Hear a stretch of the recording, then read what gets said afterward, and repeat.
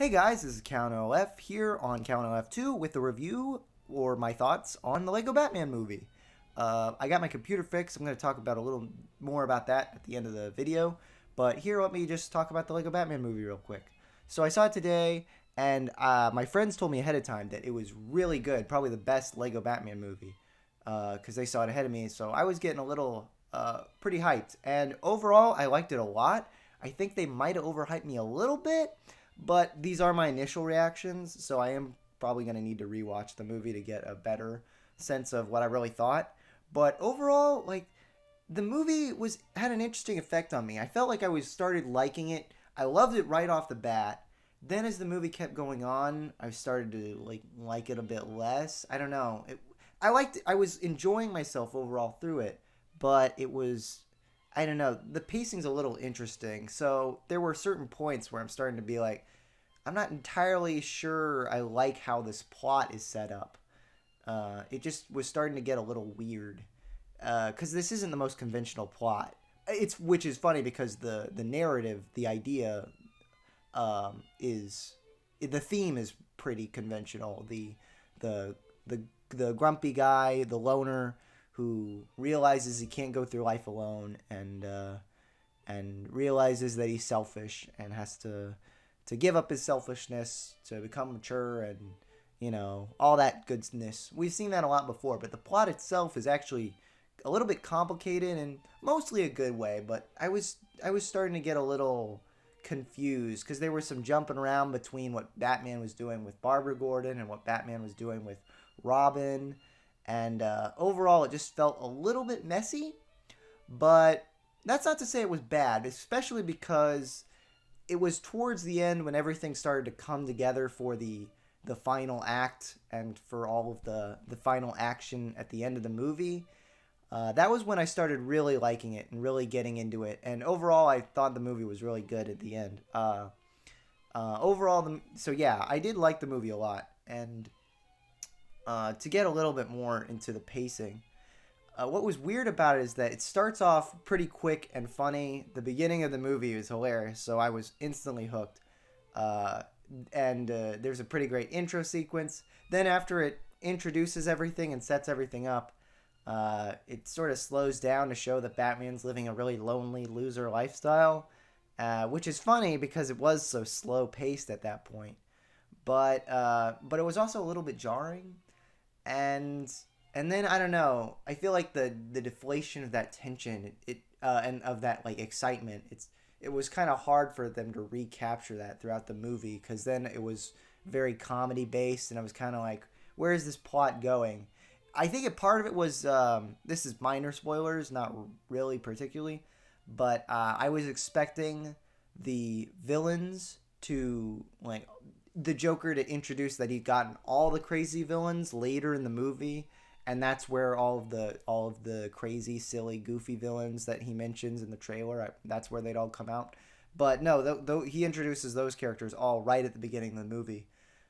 So I was a little confused by that. I was wondering, what are they building up to? And what they do build up to is very interesting. This movie pulls a lot from Superman lore, which is interesting because because yeah, Superman has very little to do with this movie, and he has a brief cameo. The Justice League actually don't do that much. Minor spoilers, um, but but yeah, for not being a Superman movie, they pull a lot from Superman elements. The Phantom Zone is incredibly important to this movie. A Lego set does reference there's like a cheap Lego set with a Phantom Zone thingy in it. So I knew it was going to be in the movie, but I had no idea it was going to be like a major plot point. And what they do with that is really funny, and it leads to characters showing up in the movie who are not Lego Batman or not Batman or DC characters, which is funny to me because with the Lego movie it was kind of obvious, okay, this is covering Lego as a whole, and Lego's done tons of different brand themes, so hence the Star Wars reference. No Marvel because Warner Brothers is not against Warner Brothers is against Disney, and I know Disney owns Star Wars, but I imagine that because of Lego's history with Star Wars, they were willing to work something out there.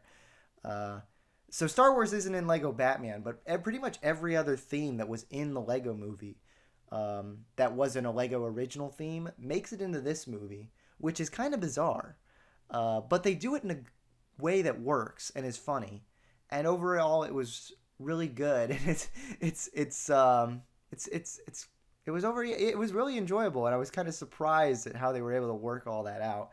Because at first, when they're making these references, I'm kind of like, um, this is, oh, huh, is this gonna be in the movie?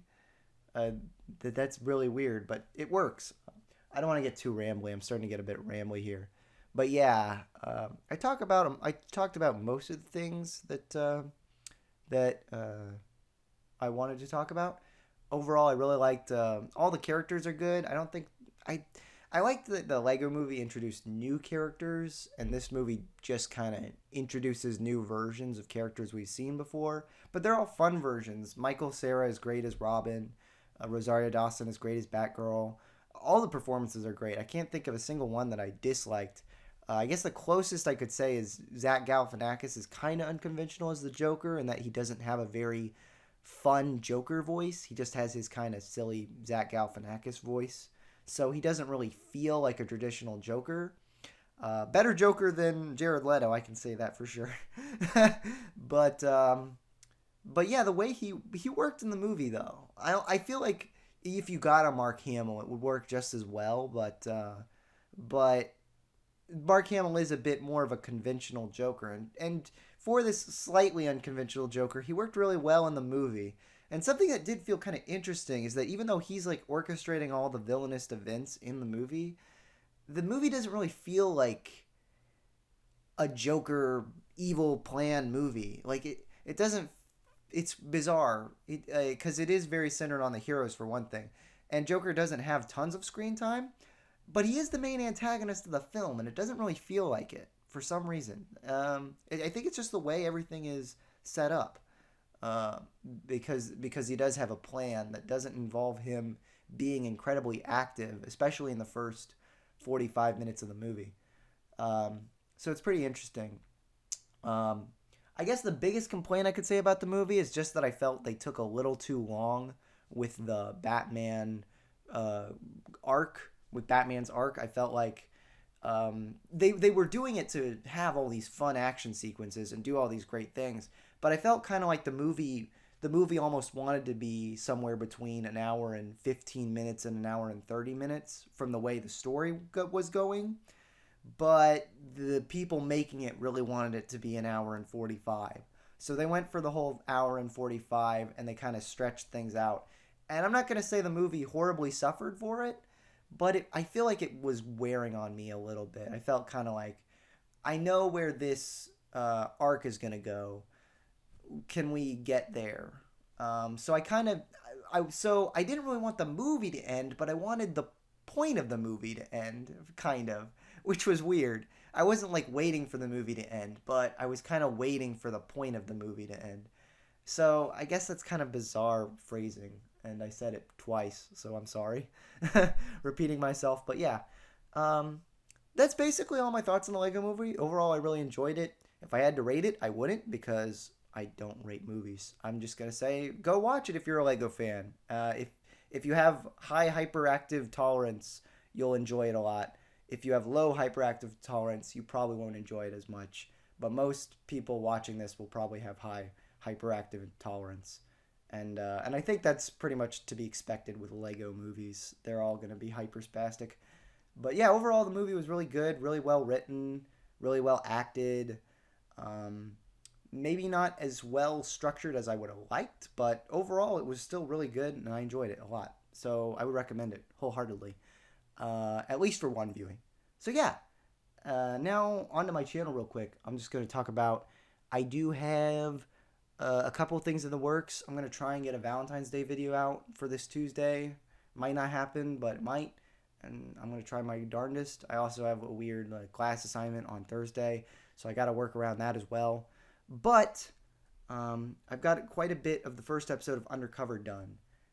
So that will hopefully be coming out this upcoming Saturday.